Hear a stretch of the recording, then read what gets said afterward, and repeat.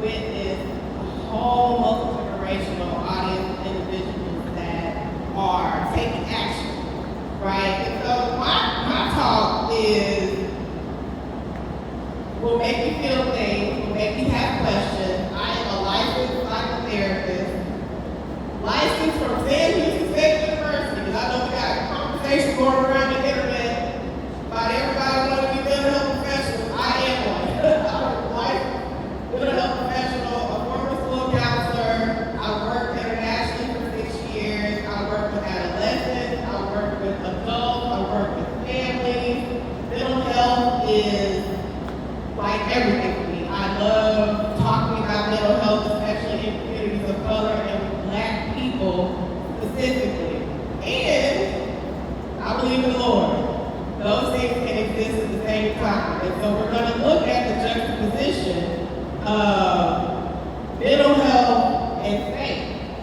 I am specifically going to talk about warning signs of mental health decline, what does suicidal ideation look like, how do you know someone might be depressed. Statistically, there are at least 25% of the audience is experiencing active symptoms of depression. Statistically.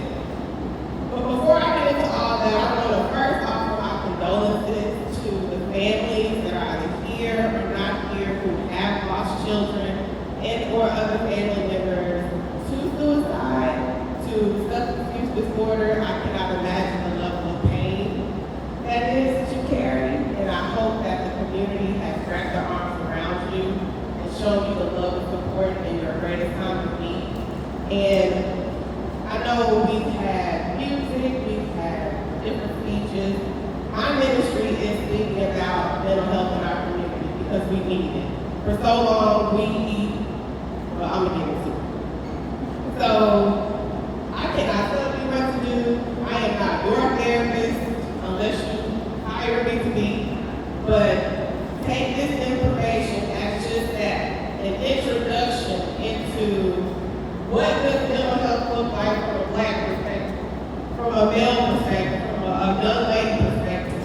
And then I want you to go back and ask yourself questions about things that you might be experiencing, things that you might witness in your own children, your friends, and your family dynamic. Because as you were stating before I came up, and thank you, Russell, for that song, the statements that the girls were wearing or holding is something that every last one of us in this building has said to ourselves. And with the affirming, I talk daily about affirming yourself. You have to encourage yourself. Your brain is going to believe what you tell it, so we might as well tell it things that are going to be true and affirmative and healing and caring.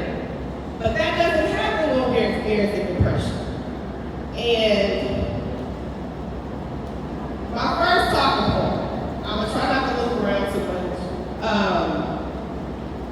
Please understand, I am not here to offend anyone, but I do believe in telling the truth. And if the truth that I share stings a little bit, I just want you to sit with that and ask yourself, why do I feel the way I'm feeling as Kendall shared this information? What were the messages passed down in my family about mental health, about depression, about, self-harm? If you drinking too much every day, that's self-harm. If you have an addiction to shopping, that's a type of self-harm. If you constantly speak negatively to yourself, you're harming yourself. It doesn't just look like I cut myself, I punch myself, those things. Maybe I have substance use disorder. One thing I want everyone in here to understand is that we are all living with the remnants of intergenerational trauma. From the time that we were taken from our homeland and brought here forcibly, we are living with the residue of years and decades and centuries of intergenerational trauma, what they call post-Atlantic slave syndrome. So we have a predisposition to certain types of expression. And we, as a community, have to learn to reclaim healthy ways of connecting with one another and speaking to one another. And culturally, we are a culture of community. Just everything that's happening today, the fact that we have this event, we have multi-generational people here. We have song, we have dance, we have learning. All of these are community-based ways of helping to heal trauma. Either trauma that things that have happened to us, or trauma that we have inherited, or trauma that we have witnessed. The things that have happened today are the multifaceted ways that we help heal trauma in a communal perspective. So I'm grateful for everybody being here. I'm gonna try not to preach too much about it. But the first talking point is depression does not always look like sadness. There are a lot of people that are happy, presenting, smiling in their face, kikiing with you at the cookout, joking, and they go home, they want to die. They go home, they harm themselves, they go home in isolation. They don't have communities and people to talk to. It is the very people that will smile and laugh in your face to make sure that you are good that are experiencing major depression.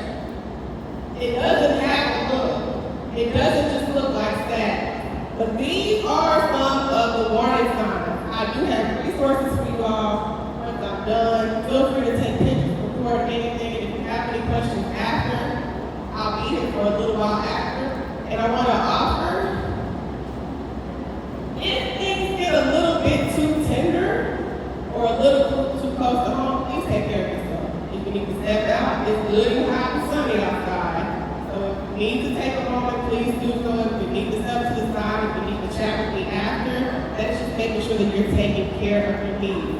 I don't want to belabor, but I also don't want to rush through this because not everybody's going to get an opportunity to sit in front of a therapist and get this information, accurate information.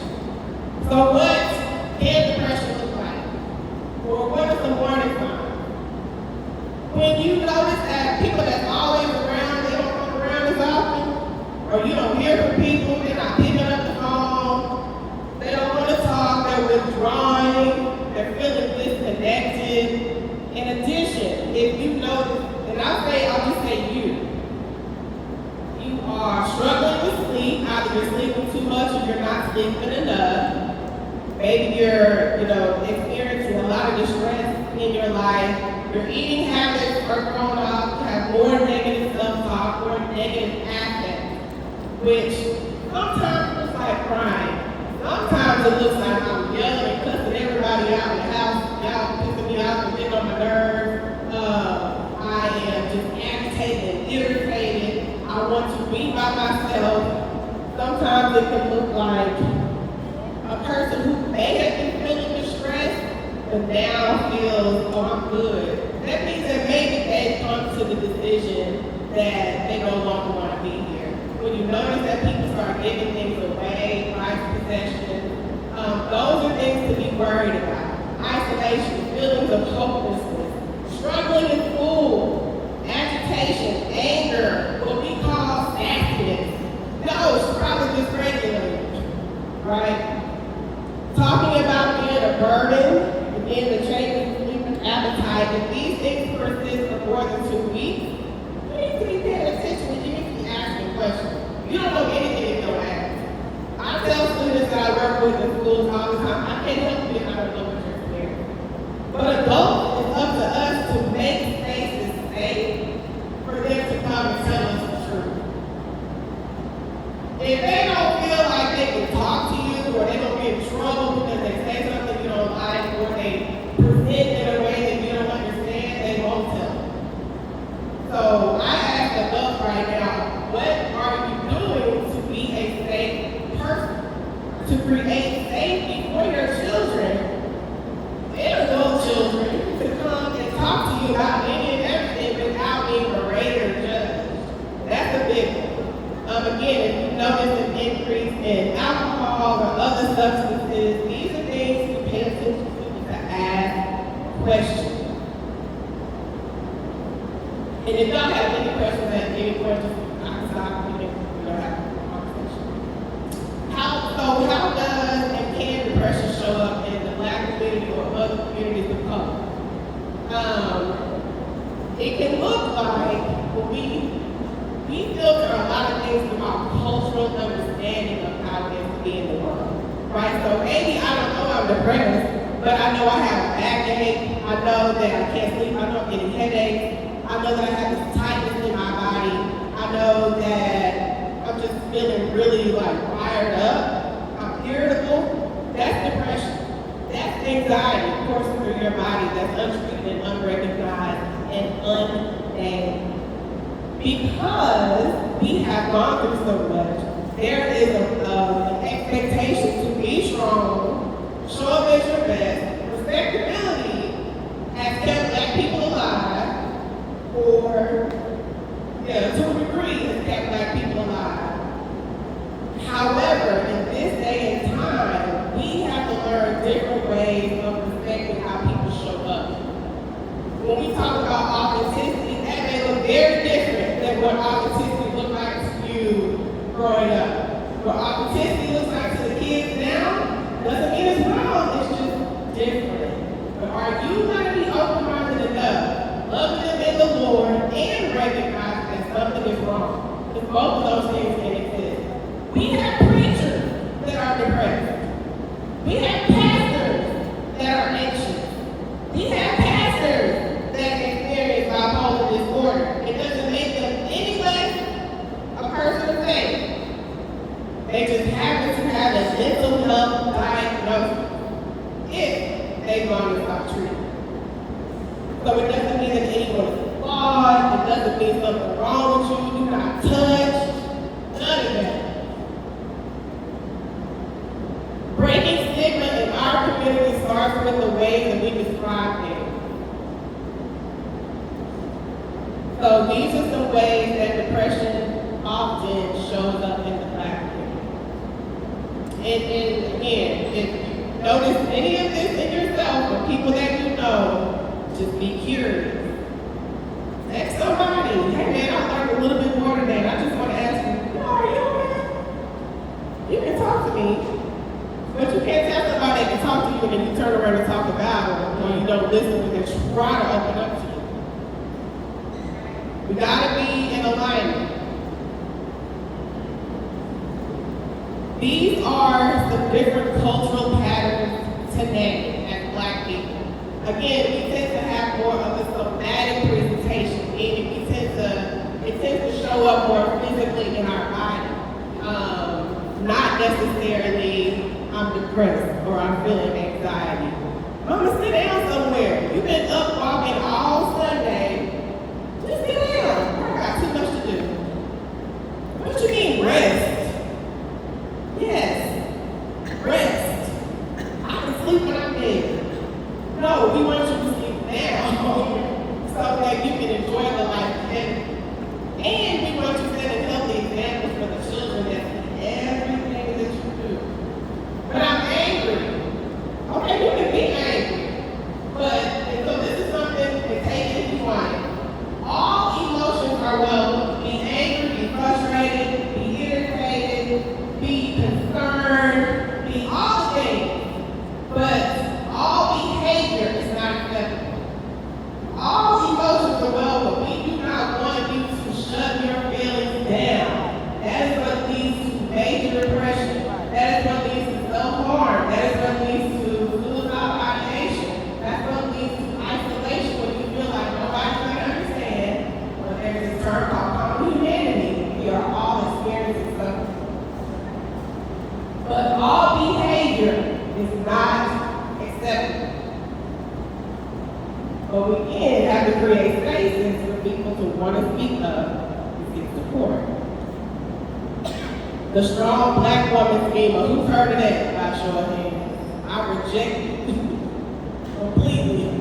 And the unbothered Black man, I'm alright. But you over here, your legs twitching. You ain't sat down in an hour. You have not rested. You barely get 5 hours of sleep at night. But you okay. Okay. These, what we call archetypes, let's just say the cloak that we put on to go out into this real world that does not value Black people. We got to look at the systemic nature of how we are impacting Black women, Black So to be strong has helped protect us to a degree, but it no longer serves as a protective factor at this point in our lives. To be unbothered, I still got to get this thing done. I have too many pressures. I got to work. I got to do all of this. What we needed to survive at some point becomes a liability. And so you have to ask yourself, am I still survivable or am I thriving? Are the habits I engage in helping me to thrive and show up in my family, in my life as a healthy version of myself, or is it causing more pain? We talked about that respectability and privacy. This is a big one for me. As someone who has helped save many lives of adults and children that have contemplated dying, the best thing you can do is ask. I've noticed, and you just haven't been yourself. Ask the question directly. If you don't feel comfortable, work with a professional that does. A culturally responsible professional that understands the many facets of your identity. How you present as a Black person in the world, what your faith means to you, and that all of these things make you the person that you are. They're not detractors. They enhance you as an individual. And then our faith language. So let me finish this. When I hear, well, we don't talk about that outside the house. We need to. Because your neighbor is experiencing the same thing. Because the kids at Huntsville High School are anxious and depressed and experiencing trauma and don't have the outlet. We had Dr. Johnson, I hope I got it right, here. The initiative that she's spearheading is a tool to help our children be seen and heard and cared for. We gotta have that at home, in the community, and at school. Our kids need a different level of support. And I'm saying this as a professional working in education for 18 years and have only worked in Title I schools. It's possible, but we have to do it as a community. The kids that came from the university, the moms who are here, the dads who I wish there were more, the church members who are here. It takes all of us to be able to course correct, because something is happening. We used to say, let people do that. There are, and again, I want to be sensitive to the reason that we're here. There are more Black children dying by suicide now than there have ever been. I'm going to ask the audience a question. What age do you think most mental health challenges start? Give me an age.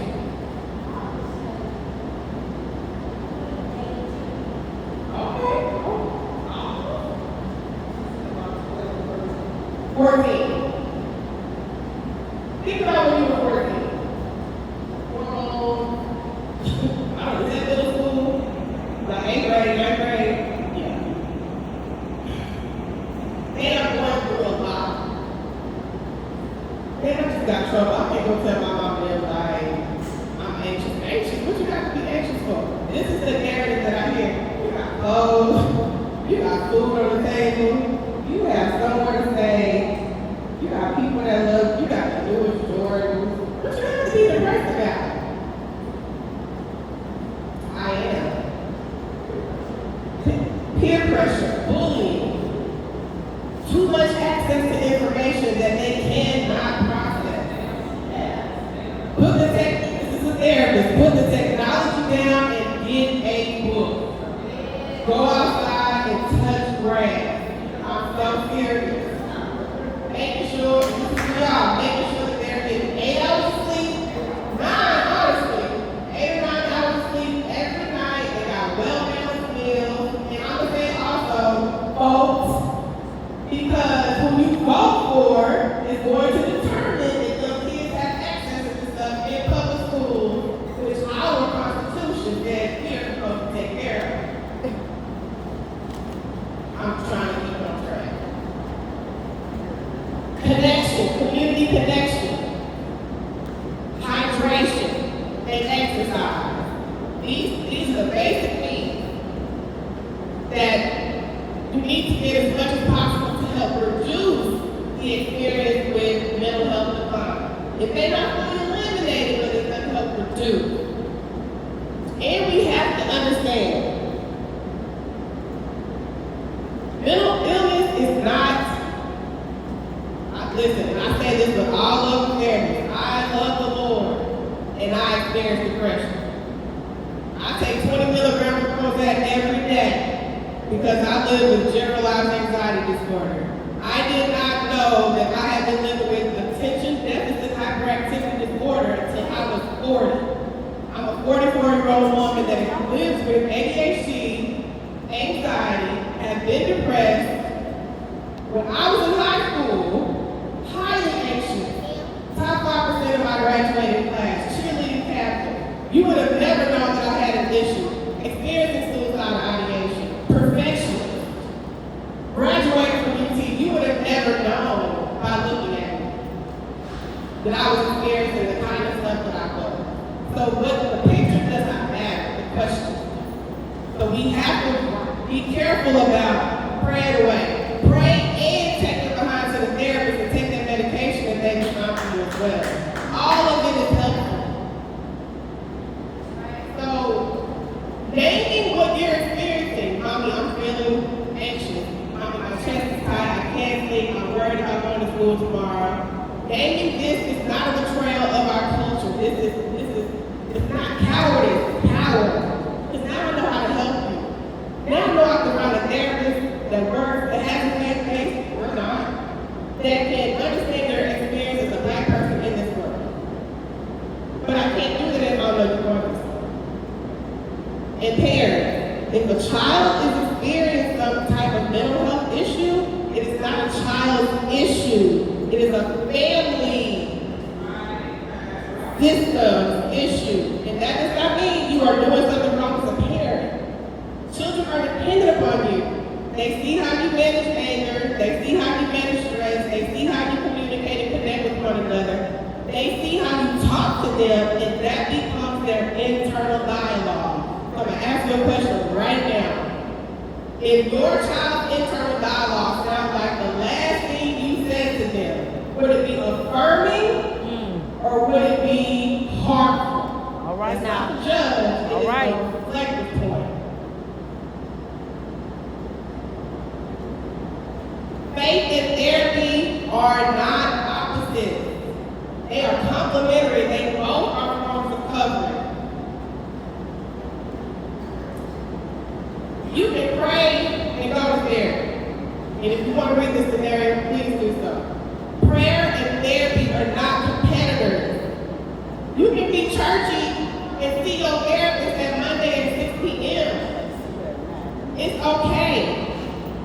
They are complementary. I have clients that we use their faith as part of the therapy process because it's one of the elements of wellness. The 8 elements of wellness is a person's what we term spirituality, because I see Christians, I see atheists, I see Muslims, of any faith. You show up as you are, and we identify how to make that work in your life.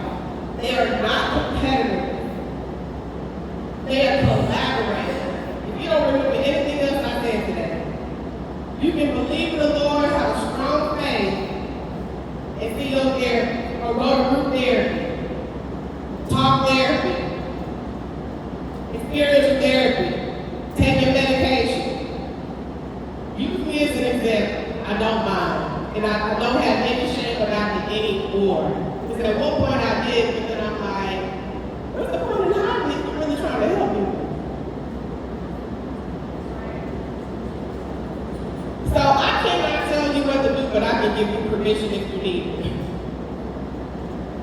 This is your permission to book that session, book that consultation, take that medication. Like you take that high blood pressure medication, take the anxiety pills the doctor prescribed for you. Because your mental health is going to impact every other system in your body.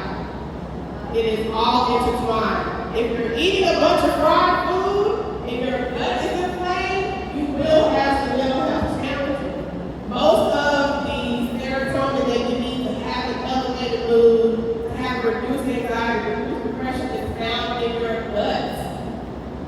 So So good gut health is important for good mental health. Our culture has allowed us, the food that we eat has allowed us to thrive to this point of how do we get back connected to nature, to whole food, so that we are able to be holistically well. And I promise you I'm almost done. I hope it's helpful to somebody. So when I say culturally responsive care, that doesn't mean, it means somebody that is going to look at the totality of who you are as a person.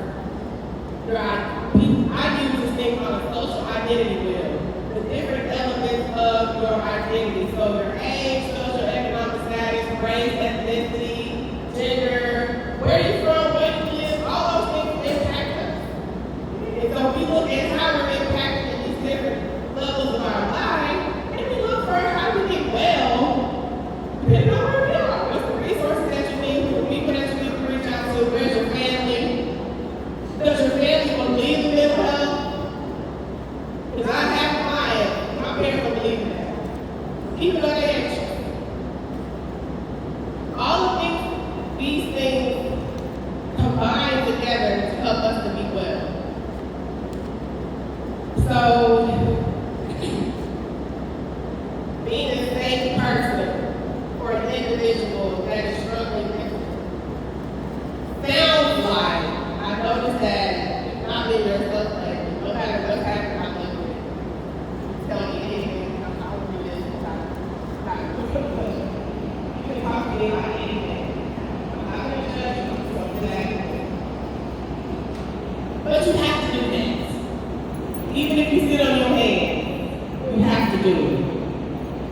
Being a safe person doesn't mean having the right answers. It means having an open door.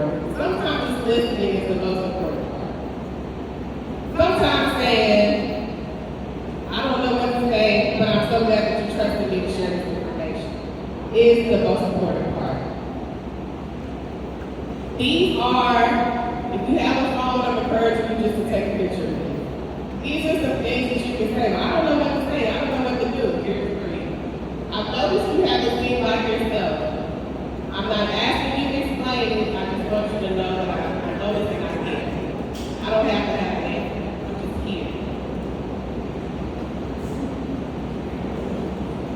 So, I'm going to be short on this one. Again, I'm not here to offend anybody, I'm just here to tell the truth. If someone comes to you and discloses that they are having a hard time, what we don't do. What we do first is we validate. Validate does not mean I agree. It means I sit here with you. I'm with you. Okay, thank you for sharing that with me. That has to be tough. What we don't do, instead of listening, we quote scripture and say the Lord will handle it. Yeah, the Lord will handle it. You have to do your part too. And as a parent, if your child is coming to you in distress, we got to get out of our ego and into a support role. If you don't have the resources, we can find resources for you. And we don't keep secrets. If someone is disclosed and they want to harm themselves, I have to tell children, we are ethically bound to keep people safe. Because I want you to be here, because I want you to be safe, we're going to identify the appropriate support for you. But we're not keeping secrets.